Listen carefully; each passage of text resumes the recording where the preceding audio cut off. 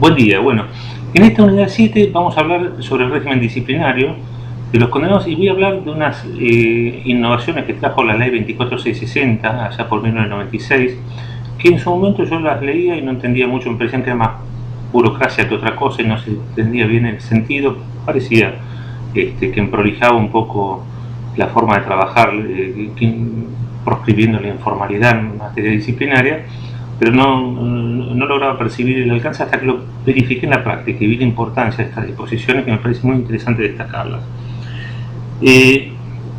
Bueno, habíamos visto ya que la ley 24660 implicó una mejora respecto a la legislación anterior porque, entre otras cosas, tipifica faltas disciplinarias en el propio texto de la ley.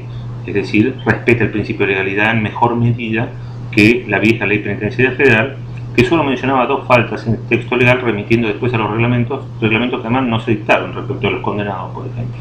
Con lo cual, durante 40 años se aplicó la ley anterior sin que hubiera una tipificación adecuada de las faltas reprochables a los condenados. Acá, además, era importante también recordar este otro punto, que en el artículo 79 dice que el interno está obligado a acatar las normas de conducta que, para posibilitar una ordenada convivencia en su propio beneficio y para promover su reinserción social, determinan esta ley y los reglamentos que se dictan. Esto también es un límite a la capacidad de tipificar conductas dentro de la cárcel como faltas disciplinarias. ¿Por qué es un límite? Y porque la anterior ley decía que el interno está obligado a acatar en su integridad el tratamiento penitenciario. Este artículo 79 de la ley hay que concordarlo con el artículo 5, que recordamos que establece la regla de la voluntariedad general de todo lo que no está comprendido en estos tres rubros, que son los que son de respeto obligatorio para los internos dentro de la cárcel, los relativos a la convivencia, a la disciplina y al trabajo, dice el artículo 5. Acá reiteremos, cuando dice el interno está obligado a acatar las normas de conducta que, para posibilitar una ordenada convivencia en su propio beneficio y para promover su reinserción social, determina esta ley, está acotando lo que se puede prohibir a los internos a lo que razonablemente tenga que ver con la convivencia intramuros y con el respeto de la disciplina y el orden que deben primar para salvar vidas dentro de la cárcel, lo cual es bastante razonable y atendido. Esto por un lado. Pero las disposiciones que me interesaba mencionar son estas relativas al registro.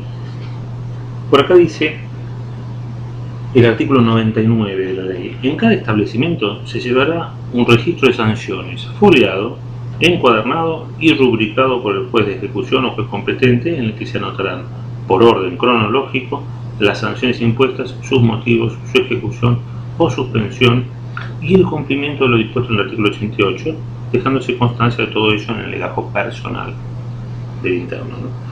El artículo 88 decía: el sancionado por la corrección de permanencia en su alojamiento habitual no será eximido de trabajar, se le facilitará material de lectura, será visitado diariamente, esto es lo que habría que asentar en el registro, será visitado diariamente por un miembro del personal superior del establecimiento, por el capellán o ministro del culto reconocido por el Estado Nacional cuando lo solicite, por un educador y por el médico.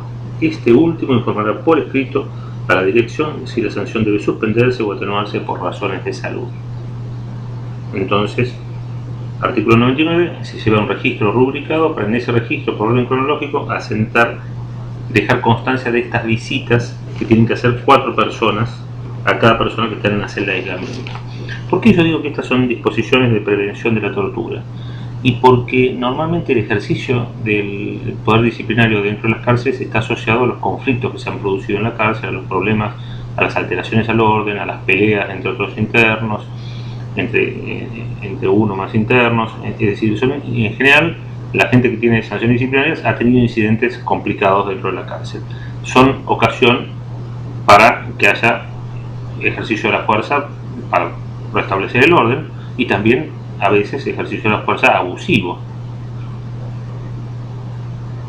Por eso, al crearse este mecanismo de registro, se está disponiendo normas preventivas, se está estableciendo que funcionarios muy importantes del establecimiento, un miembro del personal superior del establecimiento, el jefe del área médica, el jefe del área educativa, el capellán, vayan a ver a cada una de las personas que están en la celda de aislamiento que acaba de tener un incidente grave, tal vez con otros internos y tal vez con el propio personal, y constate su situación. El médico además tiene que informar si está en condiciones de tener una celda de aislamiento. Además, esto como las reglas mínimas, los médicos deben verificar que la persona no ve agravada su salud por estar encerrada en una celda. Por ejemplo, tiene asma, no puede estar en una celda porque tiene que estar con el broncodilatador, con cosas, tiene que estar en un lugar controlado, de modo tal de que no, por padecer tiene epilepsia, no puede estar en una celda. Tiene un estado de salud calamitoso por los golpes que sufrió, lesiones internas, hematomas, no puede estar en una celda. Entonces, además de hacerse las visitas, hay un mecanismo para registrar estas visitas. ¿Y por qué yo digo que al principio me parecía burocrático? Después vi la importancia de esto en la práctica. Y es importante porque implica formalizar y documentar el respeto de estas disposiciones de contralor y de prevención en los casos concretos. Veámoslo con un ejemplo. Un interno, Peroso Iturri, un interno que era bastante complicado,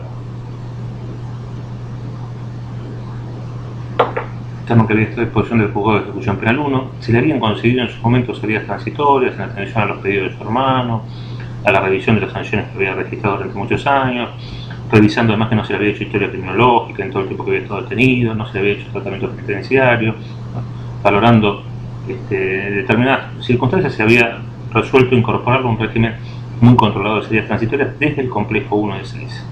El personal penitenciario, como está incorporado a salidas transitorias desde el complejo, decidió trasladarlo a la unidad 19. Desde ahí se fugó, después dijo que se había escapado en un acto de complicidad de las autoridades penitenciarias y que era para matar al juez, que lo habían dejado escaparse. Cuando lo recapturaron cometiendo un nuevo delito.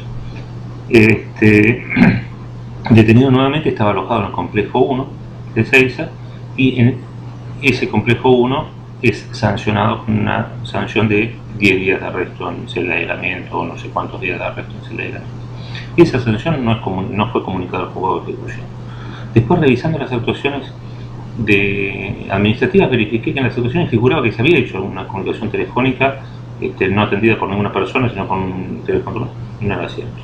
Eso no había llegado, y eso se pudo verificar incluso con el informe de la telefónica, que ahora son digitales las comunicaciones telefónicas, esto queda sentado, no se había hecho la comunicación al juzgado.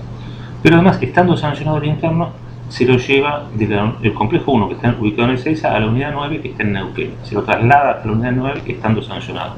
Tampoco se comunica ese traslado al juzgado de ejecución, que además había requerido que se comunicaran antes para poder prevenir que se hicieran cosas como esa. Por ejemplo, trasladar a un interno sancionado sin que hubiera tenido oportunidad de tener un descargo con el juez de ejecución, o un planteo, o una entrevista con el defensor si hubiera pedido. Bueno, ese traslado se hace efectivo, llega a la unidad 9 de Neuquén. En la unidad 9 de Neuquén, como llega sancionado, lo ponen en la celda de aislamiento y comienza a ejecutar, sigue ejecutando la sanción en la unidad 9 el primer día, el segundo día, el tercer día. El cuarto día, aparentemente, de acuerdo a las autoridades penitenciarias, tiene un incidente de excitación psicomotriz. Cuando era intentado medicarlo con algún calmante, cosa está prohibida por la ley 24660, aplicarle sustancias que puedan hacer perder la conciencia dentro de la cárcel. Eso solo se puede hacer en un hospital. Pero bueno, cuando se intentaba medicarlo, aparentemente se compensa gravemente y se lo traslada, y cuando se lo trasladaba al hospital, muere en el traslado. La primera autopsia informaba que se habían presentado distintas lesiones en el cuerpo, producto de escoriaciones, golpes varios en el cuerpo. El desenlace se había provocado por un problema cardíaco a partir de un problema congénito que tenía, que había derivado en un infarto.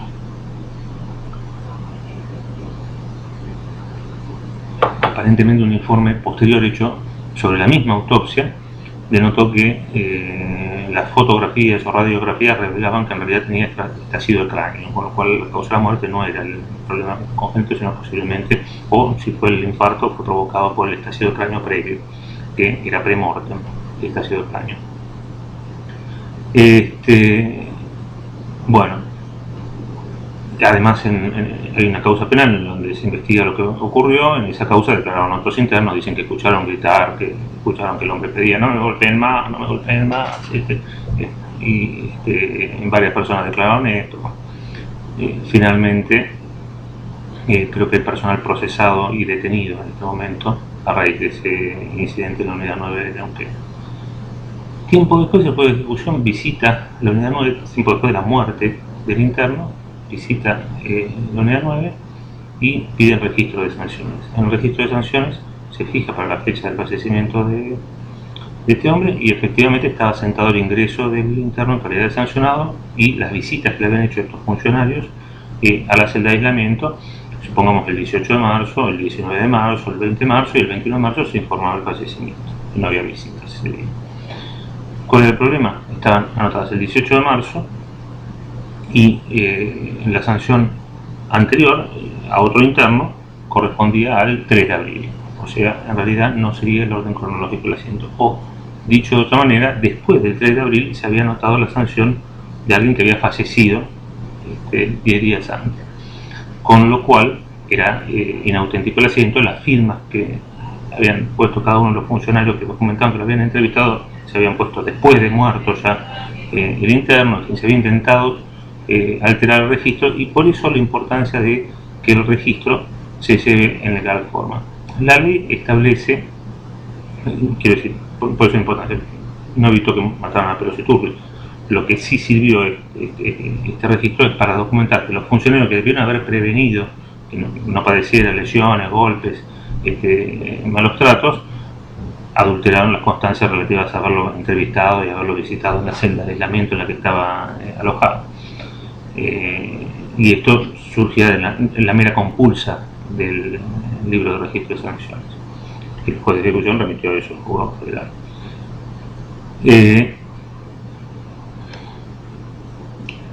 La ley dice que el libro debe estar rubricado por el juez de ejecución. ¿Esto qué quiere decir? Que para habilitar los libros de registro de sanciones tiene que haber una firma jurisdiccional que da la ciencia al registro, que el registro está correctamente foliado, lo que controlar el juez sería esto, y le da fecha cierta al comienzo de los asientos. A partir de la fecha de la rúbrica del juez, empezarán a hacerse los asientos en orden correlativo. Me pasó a verificar en el año 2003 que en ninguna unidad del Servicio Penitenciario Federal había libros rubricados judicialmente. Solo en el Complejo Federal 2 de Marcos Paz los había firmado un doctor Rodríguez, un juez federal de la jurisdicción. En todos los demás lugares estaban firmados por Aparicio, que había sido el subsecretario, pero no por ninguna autoridad jurisdiccional. En algunas unidades directamente no tenían libro de registro, por ejemplo en Devoto uno lo pedía, no, lo tiene el juzgado de Viajor, lo tiene el juzgado de instrucción, estaba siempre secuestrado el libro de registro de sanciones. Cuando eso ocurre, por supuesto, hay que habilitar un nuevo libro de registro y seguir registrando las sanciones, si no, no se pueden ejecutar las sanciones que no se pueden registrar en el libro rubricado. Y en algunos libros lo que advertí es que no se seguía el orden correlativo, pero por problemas técnicos, porque por ejemplo se anotaba una sanción y la sanción era de 10 días, entonces se dejaban 10 espacios para anotar cada día, pero entonces ese asiento no sigue el orden cronológico, porque el primer día se ponía el 1 de marzo y después se dejaba un renglón para el 2 de marzo, el 3 de marzo, el 4 de marzo, y debajo de ese asiento venía otro asiento por ahí que empezaba el 1 de marzo también, con lo cual ese libro no respetaba el orden cronológico. La única forma de hacer esos asientos respetando el orden cronológico es que cada renglón documente lo que ocurre con un interno ese día. Si la sanción son 10 días, ese interno tendrá que tener 10 asientos en días sucesivos, en renglones sucesivos, siguiendo un orden cronológico. Bueno, explicar esto no es demasiado complicado, pero es el día de hoy que hay unidades donde uno advierte que no se lleva el registro rubricado. Es interesante destacar que este libro, respecto a los sancionados, se corresponde con la obligación de llevar el registro empastado del que hablan las reglas mínimas de ingreso a la cárcel de las personas privadas de la libertad. Esto es para evitar los ingresos clandestinos a la cárcel, que esas personas que no están registradas en la cárcel. Entonces las reglas mínimas fijan la obligación de llevar un libro empastado. ¿Por qué hablaba de un libro empastado? Y se trataba de pegar las hojas y de escribir con tinta para que la tinta penetrara el papel y ya no hubiera forma de hacer enmiendas o raspaduras no evidentes que obligan a romper el papel, para dar ciencia a los asientos. Bueno, hoy a la obligación que las reglas mínimas imponen de llevar un libro de registro de las personas que están privadas de la libertad, se agrega esta obligación de agregar el registro de las personas que están sancionadas. Bueno, hacemos un descanso.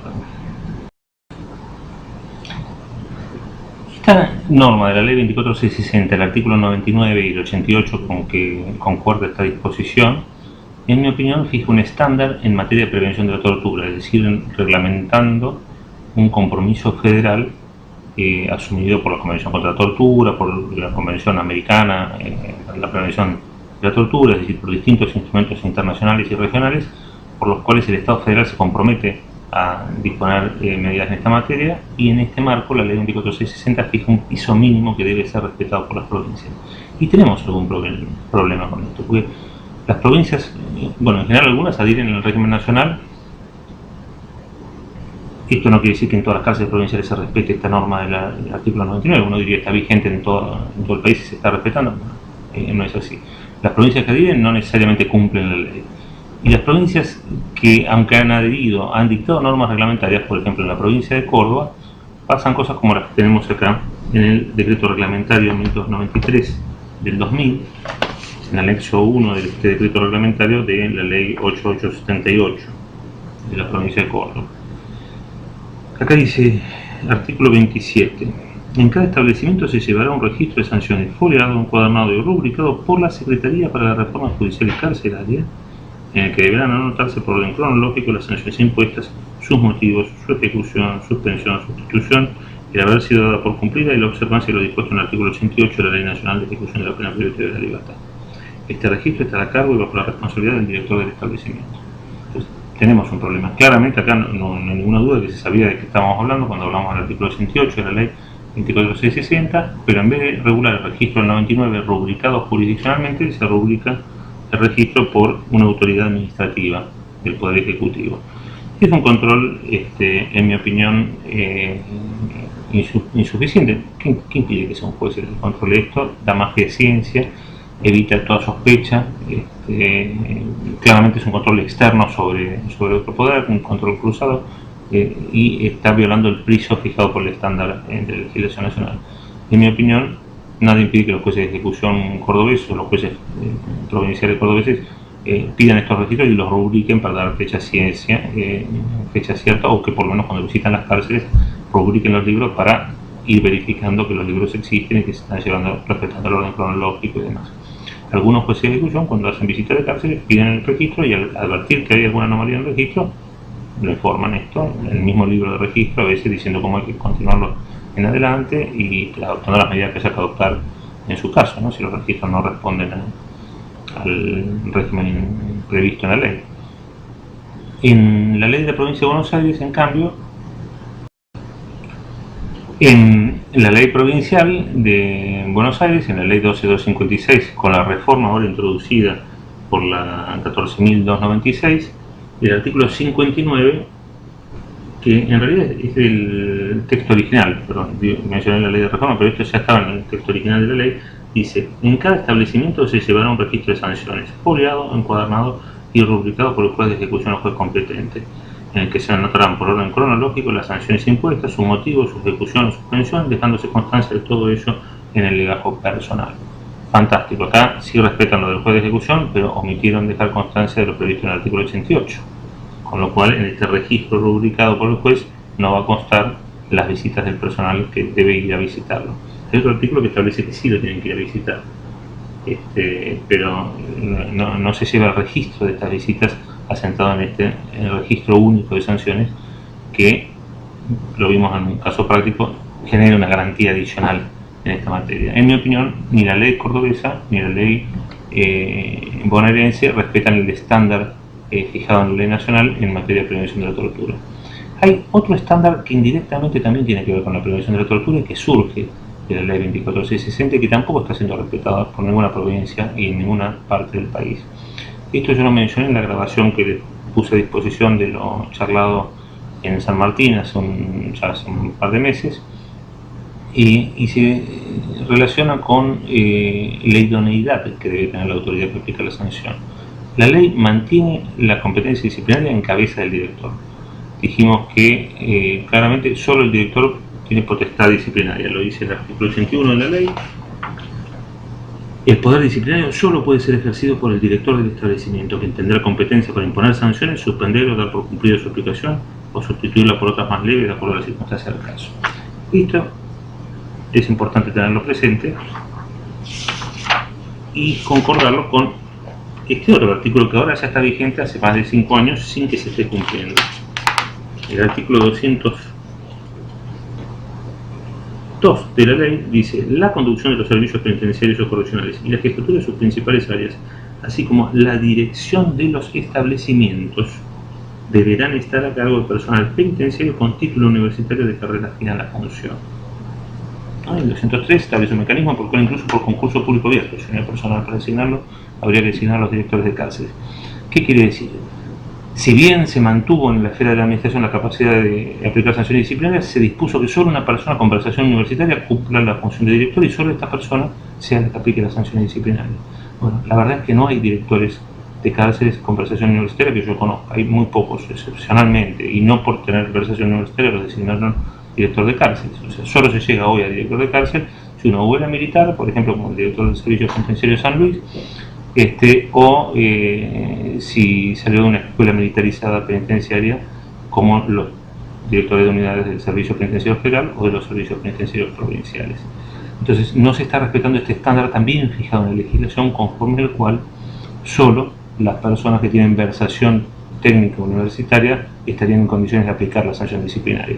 Esto es interesante porque no se creó una estructura jurisdiccional suficiente para asumir esta competencia, no se planteó tampoco que esto fuera una tarea jurisdiccional, se podría haber decidido, bueno, estos son inconductas, así como cuando vamos a aplicar la pena por el delito, lo juzga un juez, podemos establecer también que fuera un juez la garantía para resolver el agravamiento de una pena que puede implicar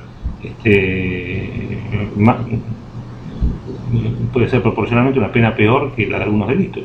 Por ejemplo, una condena de 9 años a prisión en la cual de repente se pierde la posibilidad de la libertad condicional, no por la reincidencia, sino por las sanciones disciplinarias, y bueno, lo mismo cumplir 3 años más de pena, o 2 años y 6 meses más de pena, la fecha de libertad asistida, bueno, más grave que la pena de muchos delitos, que tienen pena máxima de 2 años. Entonces es un agravamiento de pena que uno podría haber justificado la intervención jurisdiccional. Bueno, la ley no previó eso, pero fijó un estándar alto, porque fijé el estándar de que solo el director, y el director solo puede ser una persona con prestación universitaria. Esto es interesante y es un argumento en contra de lo que sostiene Cesano, de que el subdirector reemplaza al director. Bueno, el subdirector, la ley no dice que el subdirector tenga que tener versación universitaria, pero se supone que en materia disciplinaria solo el director que tiene esa versación sería el que está en condiciones de aplicar el régimen disciplinario. O sea, si un subdirector que está reemplazando al director se pone a aplicar el poder disciplinario, una posibilidad es plantear la recusación por falta de idoneidad legalmente exigida en reglamentación del artículo 16 de la Constitución, que dice que lo único requisito para los cargos públicos es la idoneidad, no los fueros de sangre, no los privilegios, no el nepotismo, sino la idoneidad, y la idoneidad en la ley está previsto que esté garantizada con la versación universitaria de los directores. Bueno, hoy esto no se está cumpliendo y es un estándar muy importante también en materia de prevención de la tortura y en materia de un uso racional de la autoridad disciplinaria en las cárceles. Bueno, no querría finalizar esta parte de la exposición sobre las sanciones disciplinarias sin mencionar que todo esto poco importa si en realidad el poder disciplinario que se ejerce formalmente no guarda ninguna vinculación con la realidad de la cárcel. Dicho de otro modo, es muy interesante establecer garantías y fijar, pero a medida que uno complejiza el uso de un instituto y lo vuelve más garantista, también es cierto que es más costoso para la administración, es más oneroso para todo el mundo, requiere más horas hombres, requiere más preocupaciones y recursos, y en definitiva empiezan a aparecer soluciones informales y espontáneas. Bueno, la verdad es que hoy, si uno va a ver qué es lo que pasa en la realidad en las cárceles, y hay cárceles donde no hay ninguna sanción aplicada en años, porque la cárcel se maneja de otro modo. Por ejemplo, una colonia penal, las sanciones informales pueden ser mucho más graves que las sanciones disciplinarias. A la gente le puede preocupar mucho más no tener el trabajo, no tener la cantidad de horas, no tener el avance en la progresividad, que gente que está en general en una situación expectante, y seguramente las sanciones disciplinarias aplicadas indirectamente a través de estos mecanismos resultan mucho más eficientes para mantener la disciplina que otro régimen disciplinario. O en algunos penales en los que incluso puede haber un uso muy intensivo del régimen disciplinario. Por ejemplo, en Complejo 1, con 1.800 personas, hay hasta 50 sancionados por día en celda de aislamiento y más sancionados con otro tipo de sanción. Pero sin embargo, eso es una fracción de lo que puede ocurrir en el día en el penal. La verdad es que la disciplina en esos lugares se maneja de otro modo. ¿Y cómo se maneja? Y por delegación. ¿Y cómo es que se delega? Y haciendo esa delegación prohibida de liberar a la decisión de los propios internos las la solución de los conflictos, con lo cual en los hechos se los termina liberando a la ley del más fuerte. En definitiva es como autorizar el uso del poder disciplinario a los más poderosos de cada pabellón. La verdad es que así es como funciona el mecanismo de equilibrio en el que se sustenta la estabilidad de los establecimientos penales en Argentina hoy.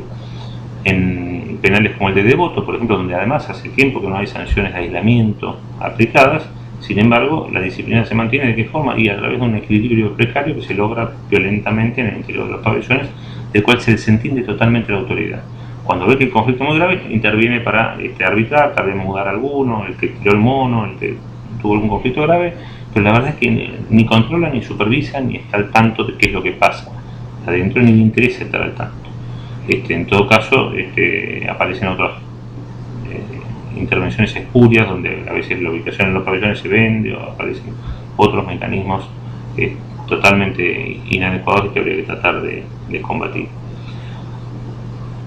Bueno, esto por ahora. Bueno, y para concluir con este tema, otro estándar que ya surgía de la vieja ley penitenciaria federal, pero que reitera el artículo 91 de la ley 24660, cuando establece